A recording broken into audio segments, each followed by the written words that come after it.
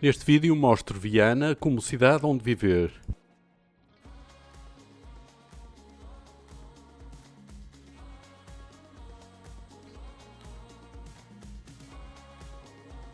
Viana do Castelo tem condições geográficas que a tornam uma cidade fora do comum. É o facto também de se encontrar entre o rio, o Atlântico e a Serra, e de ser uma cidade plana. Ela não tem mais do que 4 km de comprimento máximo por 1,5 de largura. Isso torna tudo mais fácil para quem usa uma bicicleta ou mesmo uma cadeira de rodas elétrica. Este centro histórico tem ruas pedonais e passeios fáceis de usar.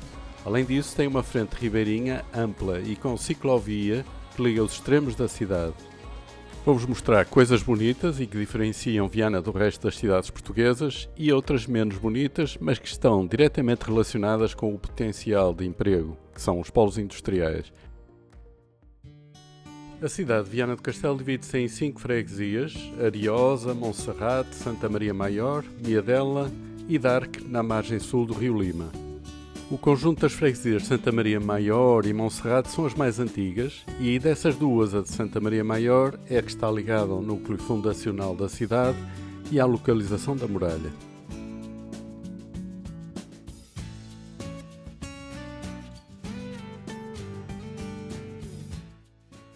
Antes da romanização da Península Ibérica, os povos celtas viviam nestes povoados fortificados chamados de castros, nos topos dos montes.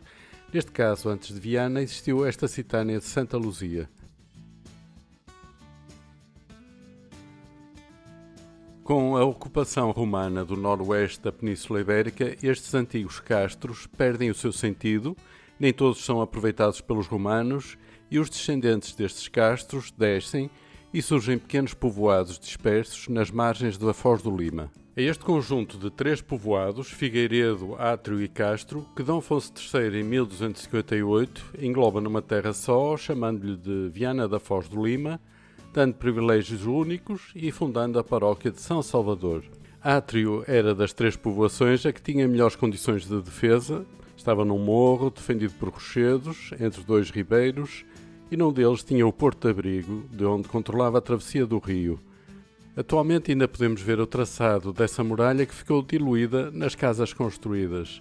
Ela começou por volta de 1265 e terminou por volta de 1374, portanto mais de 100 anos. Ela tinha um perímetro de 665 metros e tinha 4 portas.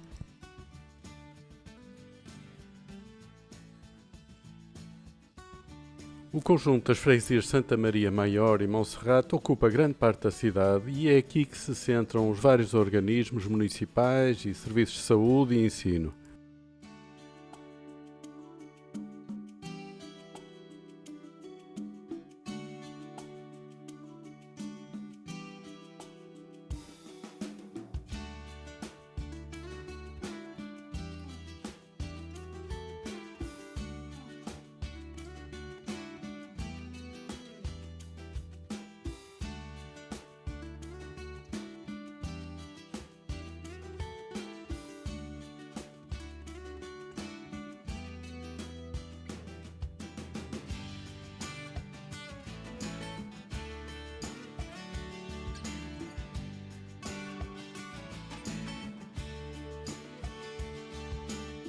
Aqui temos centralizados no mesmo lugar um shopping com um supermercado e os terminais ferroviários e rodoviários, junto à Estrada Nacional 13 que atravessa a cidade de norte a sul.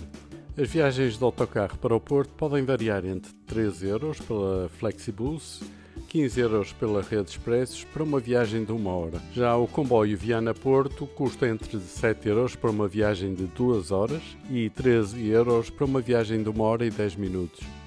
Claro, comparando com o vantajoso interurbano que liga o Porto às cidades de Braga, Guimarães, Aveiro ou Mar de Canaveses, que custa 5 euros e demora 1 hora e 15 minutos, Viana sai um pouco prejudicada. A linha de comboio, junto com a Estrada Nacional número 13, atravessam a cidade criando uma barreira entre o centro histórico e o resto da cidade que foi crescendo para o lado nascente.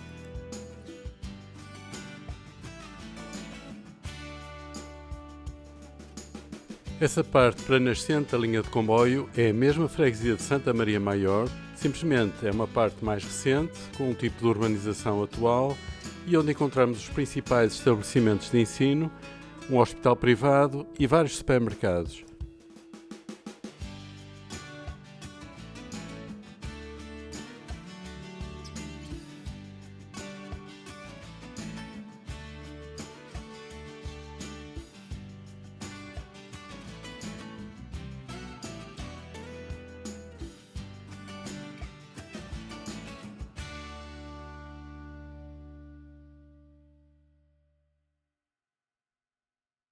Esta é a escola secundária, que fica numa zona residencial dos anos 40 do século XX. As ruas são largas, para edifícios de moradias de 2 pisos, os passeios têm árvores, urbanismo de qualidade.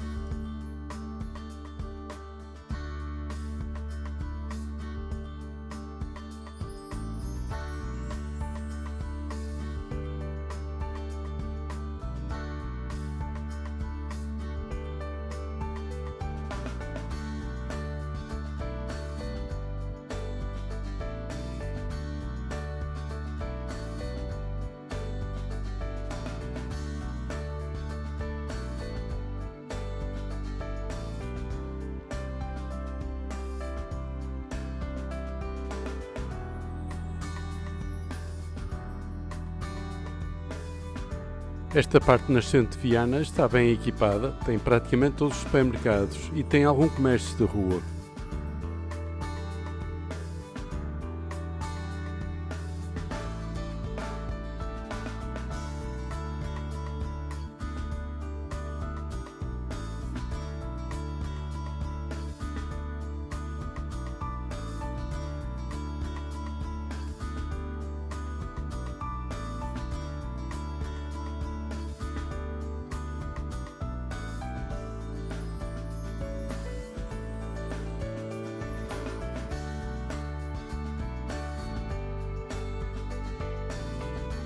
Em geral, as ruas têm boa largura, com passeios generosos e a volumetria e a aparência dos prédios parece bastante homogénea, oscilando entre os 4 e os 5 pisos em relação à rua.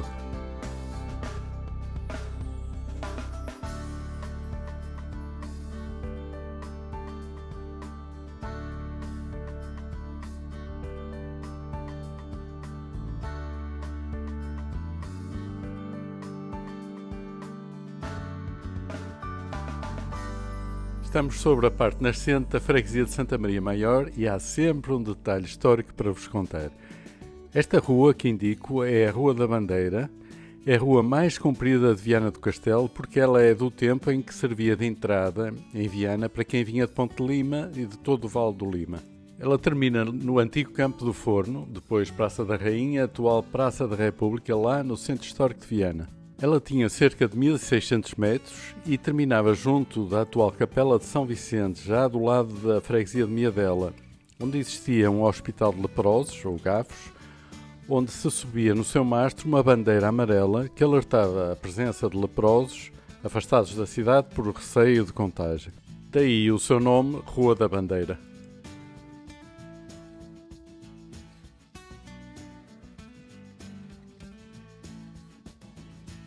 A freguesia de Santa Maria Maior centra-se na paróquia da Catedral de Viana e a freguesia de Monserrate está centrada desde o século XIX na igreja de São Domingos do antigo convento de Santa Cruz.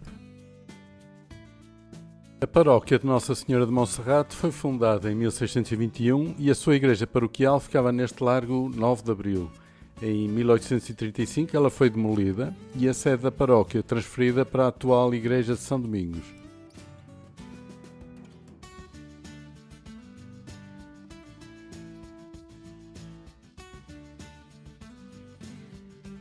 Monserrate engloba a parte da doca de pesca, tribunais de carga, polo industrial e estaleiros navais, um polo de ensino, uma zona de feira semanal, uma parte do centro histórico de Viana e um setor residencial.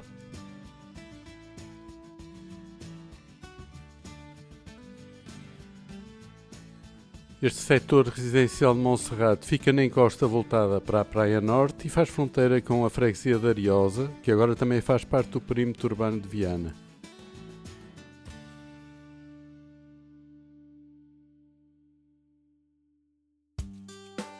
Nesta parte mal se distingue Monserrate da Ariosa, ambos partilham o mesmo tipo de urbanismo de prédio e rua.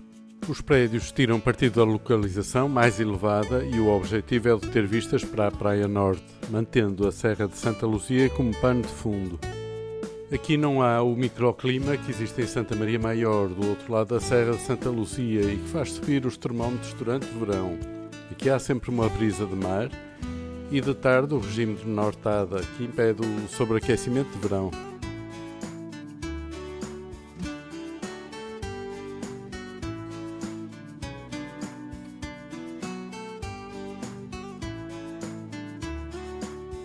Esta parte da encosta poente de Santa Luzia vai junto ao mar até ao rio Âncora, lá em Vila Praia de Âncora. E é uma paisagem costeira espetacular, da qual tenho um vídeo feito saindo daqui da Praia Norte e seguindo sempre pela costa em monociclo elétrico até Caminha. Foram cerca de 30 km. E é esse trunfo que Viana tem, essa proximidade da natureza, seja em que parte de Viana estivermos. Sabemos que ao fim de no máximo 15 minutos estamos no meio do Alto Minho, verdejante. Mas regressando a Monserrate Norte, como vos disse, não existe separação visual entre Monserrate e Ariosa. Até onde terminam os prédios, depois disso vem uma parte mais antiga de moradias numa rede de ruas um pouco labirínticas, porque são antigos caminhos agrícolas.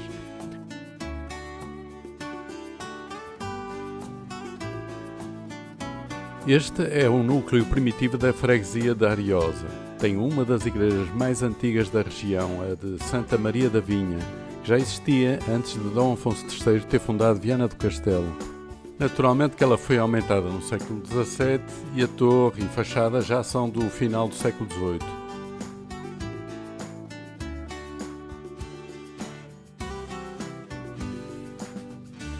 Monserrate tem um polo de ensino bastante completo, com ensino regular e ensino profissional.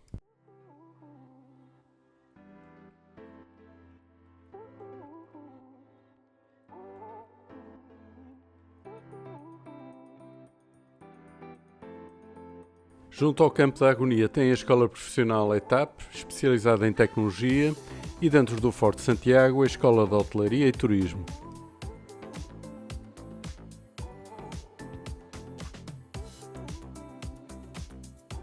Há duas empresas de relevância no mundo do trabalho em Viana e uma delas são os estaleiros navais. Existe uma encomenda de 6 navios patrulha para a Marinha que irá fazer a diferença positiva na vida desta cidade. Os estaleiros sempre foram um sustento para todo o comércio da zona, para a restauração e alojamento. A outra empresa é a líder no setor da energia eólica em Portugal, a empresa germânica Enercon. Ela está em Portugal desde 2007 e emprega cerca de 1.400 trabalhadores, pelo que é o maior empregador privado do Alto Minho. É um conjunto de 3 fábricas, uma de pás de rotor, outra de torres de betão, em Viana, e a de geradores e mecatrónica aqui em Lanheses.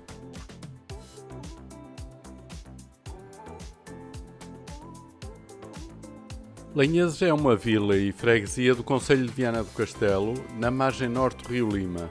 Tem uma ponte, que é o único ponto de travessia do Rio Lima entre Viana e Ponte Lima. Entre o Rio Lima e a Serra d'Arga passa a autoestrada A27 que liga Viana a Ponte Lima.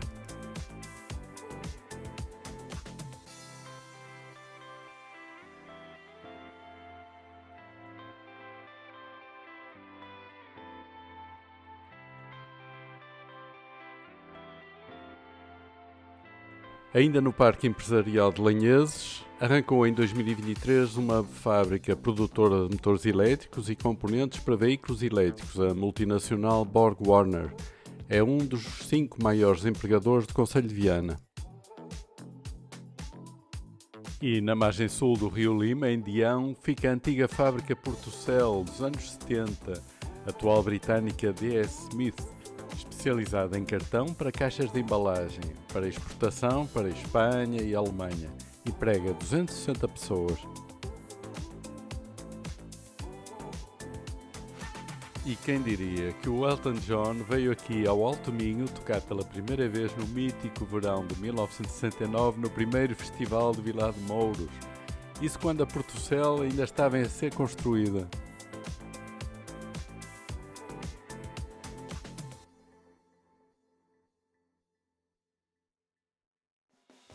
Dark é uma das freguesias do perímetro urbano de Viana e fica na margem sul.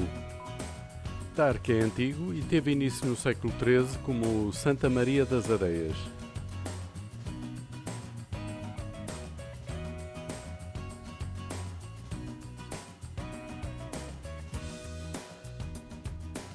Dark tem essencialmente zonas de moradias e tem outra parte com prédios e construção social e um setor mais recente de prédios com algum comércio ao nível da rua. Existe transporte de ônibus desde Dark para o centro de Viana e vice-versa. Esta é a zona industrial de São Romão do Neiva, ela fica a 7 km a sul do Dark. Aqui há uma grande variedade de indústrias, mas 45% está dedicada à metalomecânica. Dark tem as melhores praias de Viana, a de Cabedelo e a de Luziamar.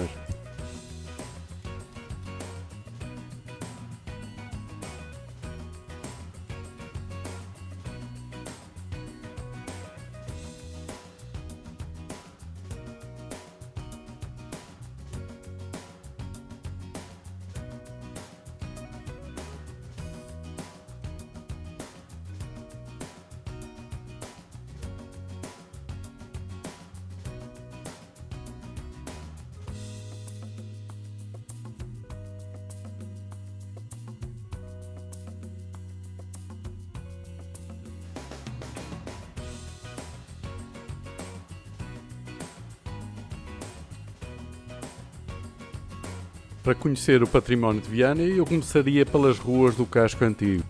E por que não começar pela Rua da Amália, que recebeu esse nome em homenagem à fadista Amália Rodrigues, que deu a conhecer Viana aos 4 cantos do mundo com a canção Havemos de ir a Viana. A Rua do Poço, que nos leva ao Largo da Catedral. Aqui ficava o poço, que abastecia a população que morava no burgo, dentro do circuito de muralhas. A catedral ela foi construída no século XV para substituir a anterior igreja matriz, a de São Salvador, que tinha ficado fora das muralhas. Esta é uma obra gótica, disso nos apercebemos com o seu portal de entrada, com as arquivoltas assentes em colunas com figuras dos 6 apóstolos. Em 1805, um grande incêndio destruiu grande parte da igreja, pelo que por isso vemos a sua nave reconstruída e pintada, procurando dar uma aparência próxima do que era.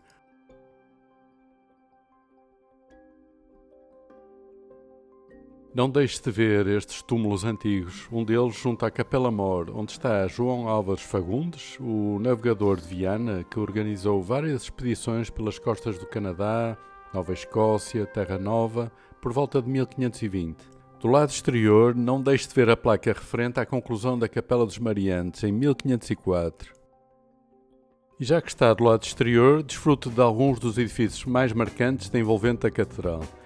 Esta é a Casa dos Arcos, um dos poucos exemplares da arquitetura residencial gótica em Portugal. A tradição popular afirma que nesta casa terá vivido João Velho o Velho, conhecido navegador e notável de Viana. Também dizem que aqui se hospedou Dom Manuel na sua peregrinação a Santiago de Compostela, em 1502. Esta é a Capela de São Salvador das Almas, que foi a primeira matriz de Viana do Castelo até 1483, quando ficou terminada a atual catedral. Ela foi uma capela românica até 1719, quando foi remodelada e ampliada.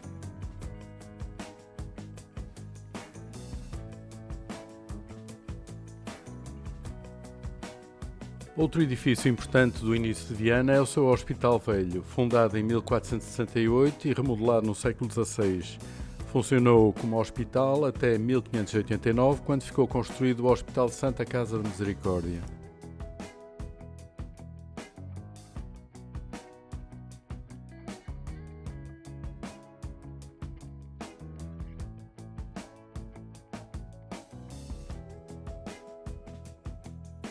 Vimos alguns edifícios do século XIII ao século XV, quando a vila de Viana ainda estava dentro do circuito de muralhas e as atividades mercantis ainda limitadas à navegação de cabotagem, ou seja, navegação junto à costa. No início do século XVI, Dom Manuel I promove a construção naval e cria melhores condições de defesa com a construção deste fortim à entrada do rio para fazer face à pirataria dos corsários. É nessa época dos descobrimentos que Viana se torna próspera, quando atinge esplendor e riqueza, afirmando-se como um dos portos e centros comerciais mais importantes do país, sobretudo no período do açúcar brasileiro. Essa pujança económica reflete-se na opulência de solares urbanos e casas amorejadas de fidalgos e burgueses ligados ao comércio externo.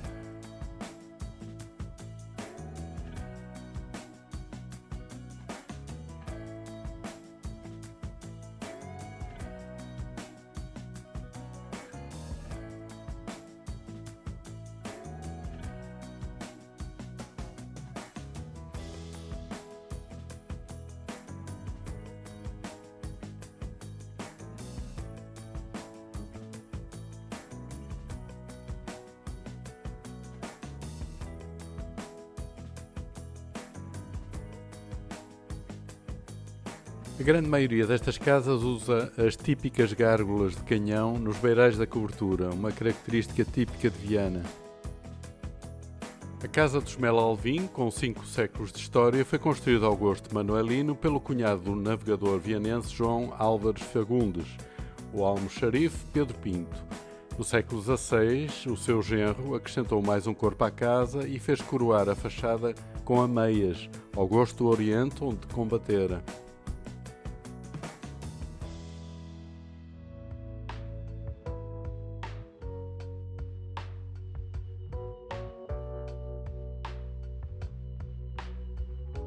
Outro exemplar desta época é a Casa dos Luna, um desenho diferente do manuelino, que era o que se fazia nessa época. Esta casa parece um banco de ensaios do estilo Renascimento e tem um porquê. O seu proprietário Jacome Rodrigues da Luna era descendente de nobres galegos que haviam perdido todos os direitos sobre os seus domínios senhoriais. Não podendo ostentar o brasão de armas da sua família na fachada da habitação, Jacome da Luna contrata o mestre João Lopes o Velho para executar este programa decorativo repleto de símbolos alusivos à nobreza e à sua linhagem.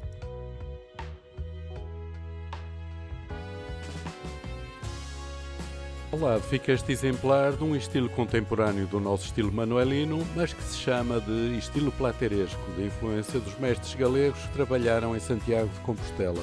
O plateresco tem raízes no gótico flamejante, no estilo mudéjar e no renascimento italiano. Neste século XVI, a cidade assume o crescer para fora das muralhas e os antigos arrabaldes ganham estrutura. É o caso da atual Praça da República, que se chamava nessa época Campo do Forno. O comércio do pão era feito na arcada da sede do município.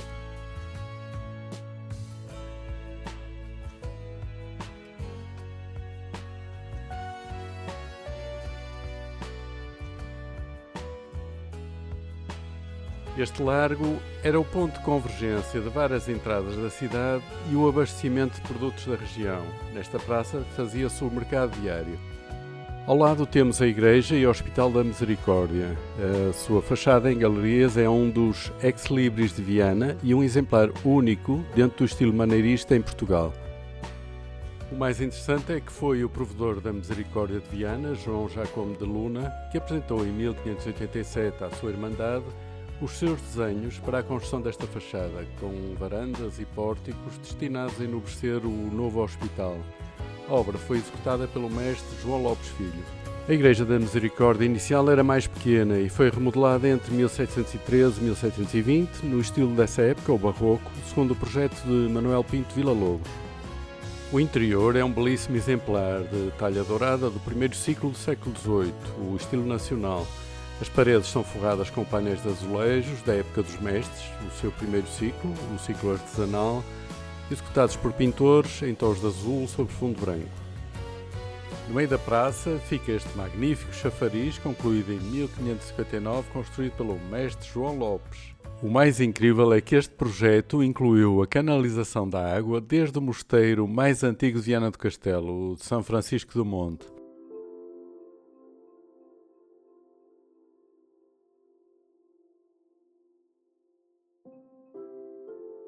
O antigo convento de Santa Ana de Freiras Beneditinas foi construído em 1510. Foi completamente remodelado no século XVIII, pelo que o que vemos atualmente é uma igreja de estilo barroco, com um coruchão manuelino. É atualmente um asilo.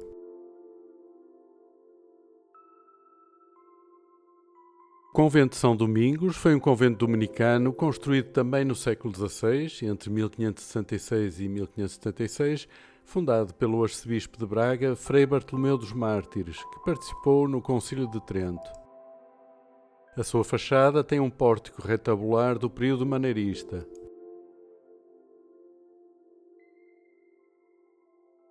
As capelas laterais foram financiadas por irmandades e famílias e só ficaram terminadas em 1640. No seu interior é de salientar 2 retábulos. O destaque vai para o retábulo da Nossa Senhora dos Mares, junto à entrada, e o da Nossa Senhora do Rosário no transepto direito, atribuído a André Soares, no seu estilo de talha gorda.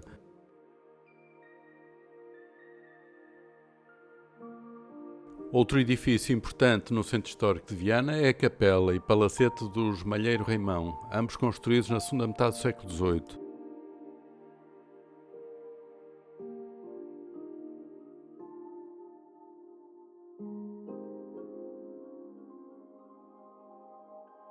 A capela representa a obra mais original dentro do estilo rococó em Portugal, devido à sua interpretação vigorosa desenvolvida no Norte.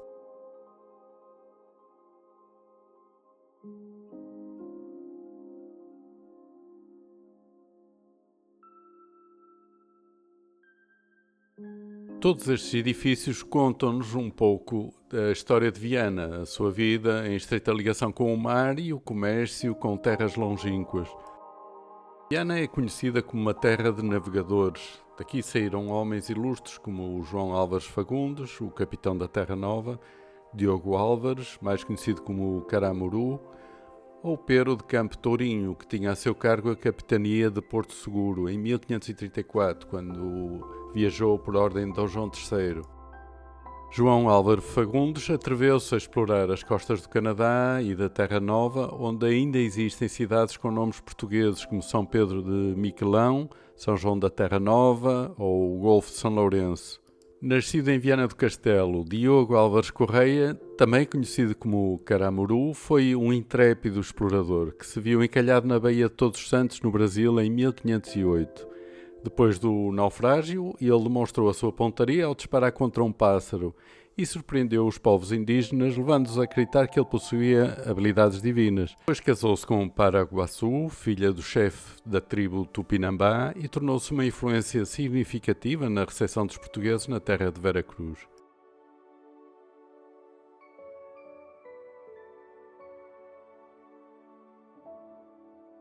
O navio Hospital Gilianes, fabricado aqui nos estaleiros de Viana em 1955 e que serviu de apoio à frota de pesca do bacalhau nas costas da Terra Nova, conta-nos essa história fantástica de coragem que foi a pesca do bacalhau. O Gilianes foi um navio hospital criado de raiz para dar apoio à frota portuguesa que pescava o bacalhau na Terra Nova.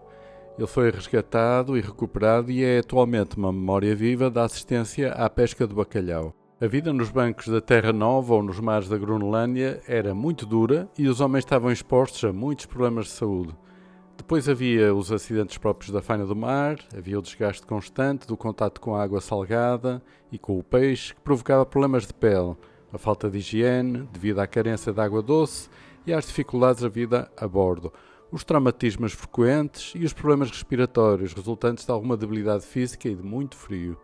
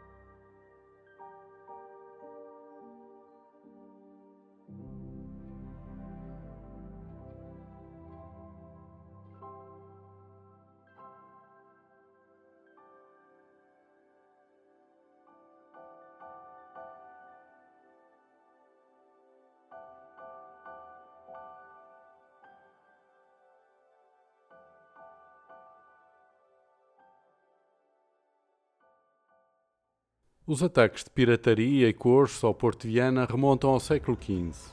Desde esse período até o século XIX foi sempre uma constante da história de Viana. A fama e a riqueza e a posição estratégica na rota do açúcar, panos e sal, que ligava o Brasil e ilhas atlânticas à Europa do Norte, era a especialidade dos navegadores vianenses. Daí Dom Manuel ter deslocado a defesa de Viana para a Barra, com a construção desta torre fortificada.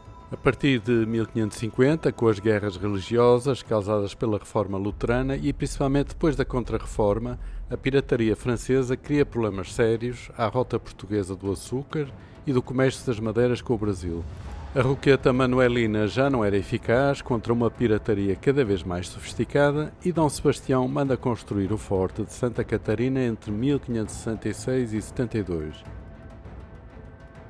Com a dinastia filipina, os inimigos de Espanha, os ingleses, passam a fustigar as costas portuguesas com os seus corsários e Dom Filipe I manda construir a fortaleza abaluartada entre 1589 e 93, aumenta o poder de fogo e coloca guarnições espanholas. Posteriormente, depois da Guerra da Restauração da Independência, entre 1668 e 1703, são acrescentados os revelins e os fossos ligados à maré. O forte foi idealizado voltado para a terra, pois o perigo não era o bombardeamento dos navios à entrada da foz, mas sim de um possível desembarque de tropas na Praia da Ariosa e a ocupação de posições-chave no Campo da Agonia. O culto dos pescadores de Viana do Castelo à Virgem Maria tem início em 1674, com a entrada da sua imagem na Capela do Bom Jesus do Santo Sepulcro do Calvário, aqui no Campo da Agonia. Essa capela acabou por ser usada como cabeceira da atual igreja construída entre 1752 e 1756.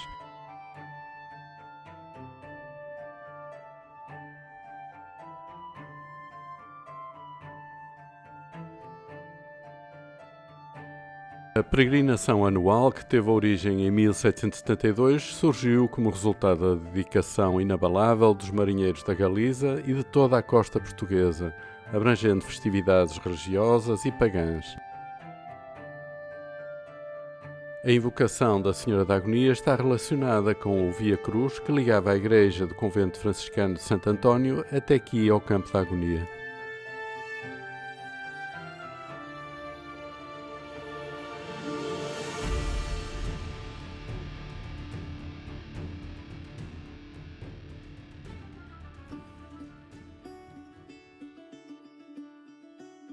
Outro lugar de romaria de Viana é o seu Santuário de Santa Luzia, construído na transição dos séculos XIX para o XX e que veio substituir uma antiga capela dedicada a Santa Ágata, que guardava no seu interior uma imagem de Santa Luzia, protetora da nossa visão.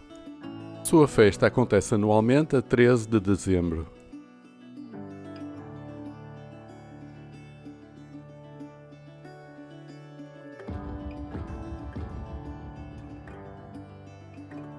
Espero sinceramente que tenham gostado deste vídeo e que tenha-vos ajudado a conhecer melhor Viana.